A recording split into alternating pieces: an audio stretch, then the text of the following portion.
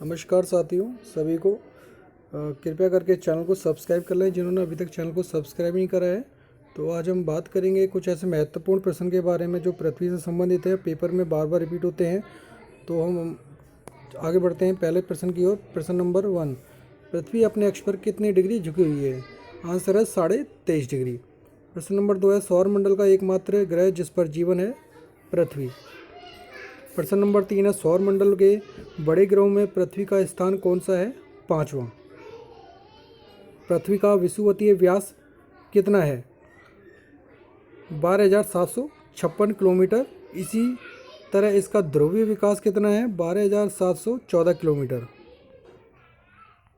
प्रश्न नंबर 5 है, पृथ्वी अपने अक्ष पर किस दिशा में घूमती है? मतलब पृथ्वी का जो रोटेशन है अपनी धुरी पर जो घूमती है वो कितने किस ओर है? पश्चिम से पूर्व की ओर, मतलब पश्चिम की साइड से पूर्व की ओर रोटेशन करती है। प्रश्न नंबर 6, पृथ्वी अपनी धुरी पर चक्कर किस रफ्तार से और कितने समय में पूरा करती है? यानी कि अपना जो चक्कर अपनी धुरी पर जो घूमती है वो 23.5 डिग्री पर जो झुकी हुई है, तो उस तरफ से जो मूवमेंट करती है ये सूर्य की परिक्रमा में, तो वो कितना टाइम लेती है? 1610 किलोमीटर प्रति घंटे की चाल से 23 घंटे 56 मिनट 4 सेकंड, ये इसका टाइमिंग है। उसके बाद प्रश्न नंबर 7 की बात करते हैं, पृथ्वी की किस गति से दिन और रात होता है? घूर्णन से, जो उसकी जो रोटेशन है उसके कारण दिन और रात होता है। प्रश्न नंबर 8 है, पृथ्वी किस गति से साल बनते हैं? किस गति से साल बनते हैं? जो ईयर हैं वो किस गति से बनते हैं? परिक्रमण। एक होता है परिभ्रमण और एक होता है परिक्रमण। तो जो परिक्रमण है, जो सूर्य के जो चारों ओर जो परिक्रमा करती है पृथ्वी, वो क्या है? परिक्रमण। तो इसी से ये पूरे साल का जो मतलब हमें टाइम पता चलता है कि ये साल क्या है? परिक्रमण के कारण। प्रश्न नंबर 9 है, सूर्य के परिक्रमा करने में पृथ्वी को कितना समय लगता है? 365 दिन 5 घंटे 48 मिनट 46 सेकंड, यानी कि 365 दिन 6 घंटे लगभग। प्रश्न नंबर 10 है, पृथ्वी को सूर्य की एक परिक्रमा करने में लगे वक्त को क्या कहा जाता है? सौर वर्ष। जो ये पृथ्वी है जो सूर्य की जो परिक्रमा करती है उसको जो टाइम पीरियड लगता है उसको क्या कहा गया है? सौर वर्ष। प्रत्येक सौर वर्ष या कैलेंडर वर्ष में कितना समय बढ़ता है? 6 घंटे। प्रत्येक वर्ष में जब एक जो चक्कर लगता है उसके बाद जो टाइमिंग में 6 घंटे बढ़ोतरी होती है, जिस कारण से जो एक लीप ईयर में एक दिन जो एक्स्ट्रा हो जाता है, जिसमें फरवरी 29 दिन का होता है, उसी कारण से हो रहा है। प्रश्न नंबर 12 है, आकार और बनावट की दृष्टि से पृथ्वी किस ग्रह के समान है? शुक्र ग्रह के, जिसको पृथ्वी की बहन भी कहा जाता है, शुक्र को। प्रश्न नंबर 13 है, पृथ्वी को नीला ग्रह किस कारण से कहा जाता है? पानी की उपस्थिति के कारण। प्रश्न नंबर 14 है, सूर्य के बाद पृथ्वी का सबसे निकट का तारा कौन सा है? Proxima Centauri. पृथ्वी के सबसे निकट का जो तारा है उसको क्या कहा गया है? Proxima Centauri. प्रश्न नंबर 15 है, पृथ्वी का एकमात्र उपग्रह कौन सा है? चंद्रमा। चंद्रमा एकमात्र ग्रह है पृथ्वी का, एक ही ग्रह है। चंद्रमा की सतह और उसकी आंतरिक स्थिति का अध्ययन करने वाला विज्ञान क्या कहलाता है? सेलेनोलॉजी। प्रश्न नंबर 17 है, पृथ्वी पर धूल के मैदान को क्या कहा जाता है? चंद्रमा पर धूल के मैदान को क्या कहा जाता है? शांति सागर। प्रश्न नंबर 18 है, जीवाश्म ग्रह किसे कहा जाता है? चंद्रमा को। प्रश्न नंबर 19 है, चंद्रमा किसकी रोशनी से चमकता है? सूर्य की रोशनी से, क्योंकि उसके पास अपनी कोई रोशनी नहीं होती, इसीलिए। प्रश्न नंबर 20 है, समुद्र में उठने वाले ज्वार भाटे की वजह क्या है? अपेक्षित सौर्य और चंद्रमा की शक्तियों का अनुपात 11:5 होता है। मतलब जो सूर्य के अंदर जो लहरें उठती हैं इसको ज्वार भाटा कहा जाता है, और ये किस कारण होता है? ये सूर्य और चंद्रमा की शक्तियों के अनुपात के कारण। प्रश्न नंबर 21, चंद्रमा पर पाए जाने वाली चट्टानों में किस धातु की मात्रा सबसे अधिक पाई जाती है? टाइटेनियम। पृथ्वी से चंद्रमा का कितना प्रतिशत भाग दिखाई देता है? 57%।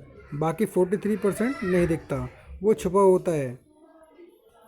प्रश्न नंबर 23 है, चंद्रमा धरती की परिक्रमा एवं घूर्णन कितने दिनों में करता है? 27 दिन 8 घंटे।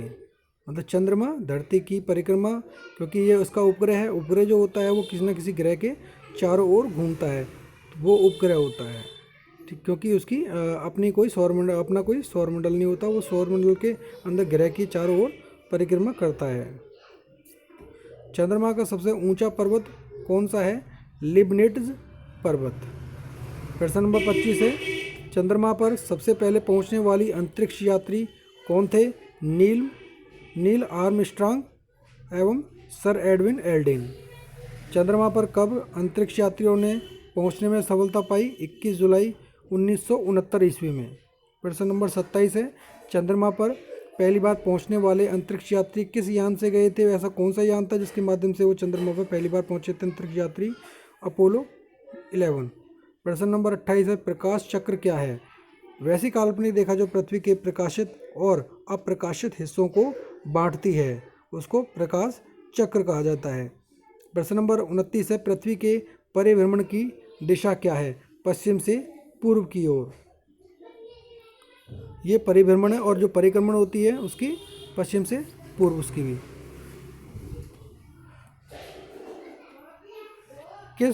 जिस कक्षा में पृथ्वी सूर्य की परिक्रमा करती है उसे क्या कहा जाता है?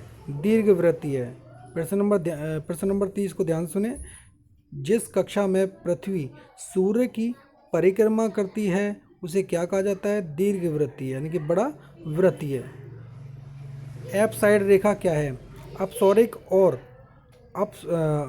उपसौरिक और अपसौरिक को मिलाने वाली काल्पनिक रेखा सूर्य के केंद्र से गुजरती है, इसे अपसाइड रेखा कहते हैं।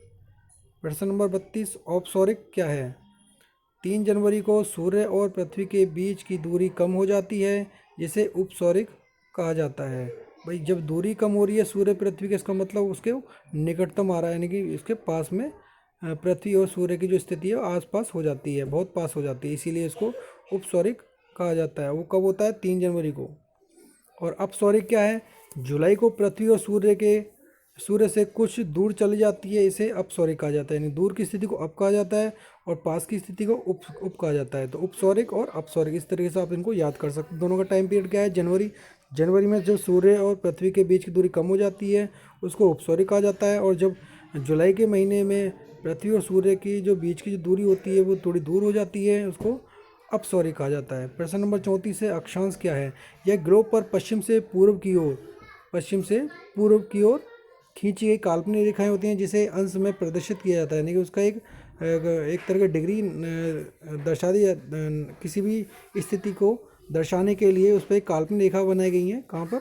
हमारी ग्लोब पर। तो इसीलिए उसको अक्षांश रेखा कहा जाता है। इसको हम क्या कहते हैं? पड़ी रेखाएं भी कह सकते हैं, ये लेटी हुई होती हैं। ठीक है। प्रश्न नंबर 35, किस रेखा को शून्य अंश की स्थिति माना जाता है? विषुवत रेखा को। प्रश्न नंबर 36 है, देशांतर क्या है? यह ग्लोब पर उत्तर से दक्षिण की ओर खींची जाने वाली काल्पनिक रेखाएं हैं। जिस तरीके से वो जो आपकी अक्षांश रेखाएं थी वो पड़ी रेखाएं थी, या ऊपर से उत्तर से दक्षिण की ओर आने वाली जो रेखाओं को क्या कहा जाता है? देशांतर रेखाएं। ये भी ग्लोब पर काल्पनिक रेखाएं होती हैं, जिससे कि हम समय के निर्धारण को देखा जाता है। प्रश्न नंबर 37 है, किसी स्थान का समय ज्ञात किन रेखाओं के आधार पर किया जाता है? देशांतर। प्रश्न नंबर 38 है, 2 देशांतर रेखाओं के बीच की दूरी को क्या कहते हैं? गौरे।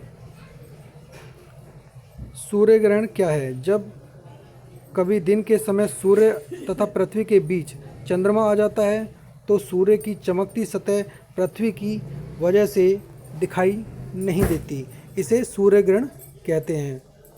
प्रश्न नंबर 40, पूर्ण सूर्य ग्रहण किस दिन होता है? अमावस्या के दिन। प्रश्न नंबर 41 है, चंद्र ग्रहण क्या है?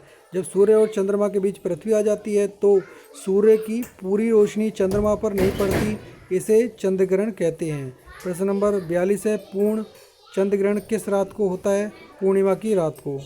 प्रश्न नंबर 43 है, समय का निर्धारण कैसे किया जाता है? एक देशांतर का अंतर होने के पर समय में 4 मिनट का अंतर आता है, मतलब एक देशांतर से दूसरे देशांतर के बीच की जो टाइमिंग होती है वो 4 मिनट की होती है।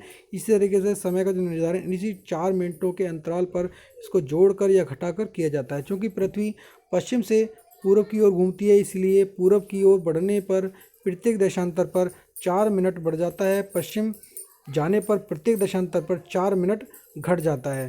प्रश्न नंबर 44 है, अंतर्राष्ट्रीय तिथि रेखा क्या है? 180 डिग्री देशांतर को अंतर्राष्ट्रीय तिथि रेखा कहा जाता है।